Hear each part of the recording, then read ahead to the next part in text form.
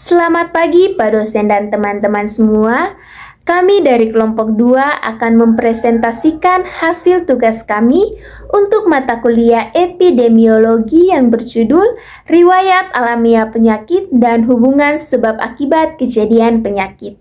Sebelum itu, izinkanlah kami untuk memperkenalkan diri.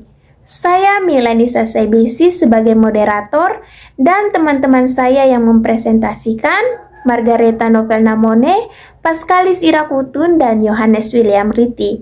Dan anggota kelompok kami yang lain, Benedikta Atalo, Diana Ayu E. Julianti, Helen Inisa Besi, Karnita Y. Astuti, Serlina Malo, dan Tiska Yendu Ufi. Untuk teman-teman saya yang mempresentasikannya, saya persilakan.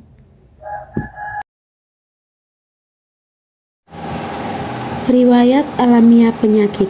Riwayat alamiah penyakit berasal dari istilah Natural History of Illness, yang artinya perkembangan suatu penyakit tanpa adanya campur tangan medis atau bentuk intervensi lainnya sehingga suatu penyakit berlangsung secara natural.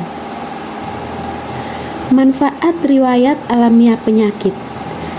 Dari RAP dapat diperoleh beberapa informasi penting, salah satunya adalah masa inkubasi atau masa laten.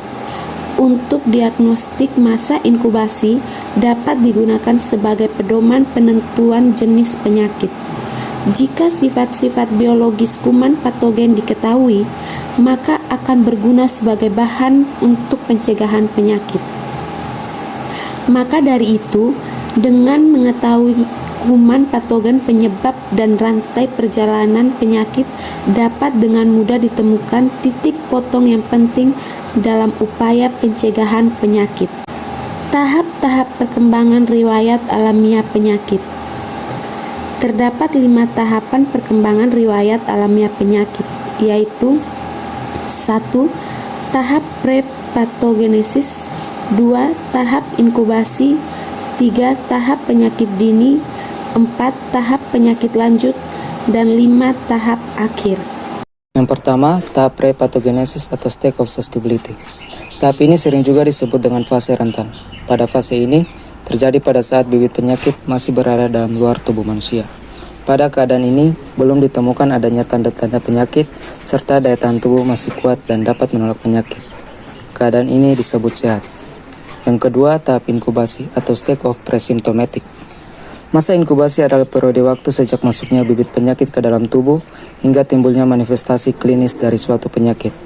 Pada tahap ini, bibit penyakit masuk ke tubuh tetapi belum ada gejala-gejalanya. Setiap jenis penyakit mempunyai masa inkubasi yang berbeda-beda. Contohnya, penyakit kusta atau lepra, masa inkubasinya 3-20 tahun. Penyakit kolera, masa inkubasinya hanya 1-2 hari, dan lain-lain. Yang ketiga, tahap penyakit dini atau stage of clinical disease. Tahap ini mulai dihitung dari munculnya gejala-gejala penyakit. Pada tahap ini, pasien sudah sakit tetapi masih dalam kategori ringan dan masih bisa melakukan aktivitas sehari-hari.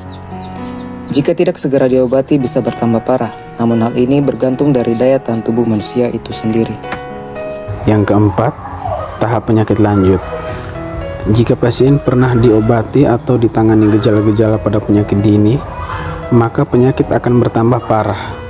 Pasien terlihat lemas, tak berdaya, dan tak sanggup lagi melakukan aktivitas. Pada tahap ini, pasien memerlukan perawatan dan pengobatan yang intensif. 5 tahap akhir, dan dibagi menjadi 5 keadaan, yaitu yang pertama sembuh sempurna, yang kedua sembuh tapi cacat, yang ketiga kronis, yang keempat meninggal, dan yang kelima karir. Yang berikut contoh hubungan sebab akibat kejadian penyakit.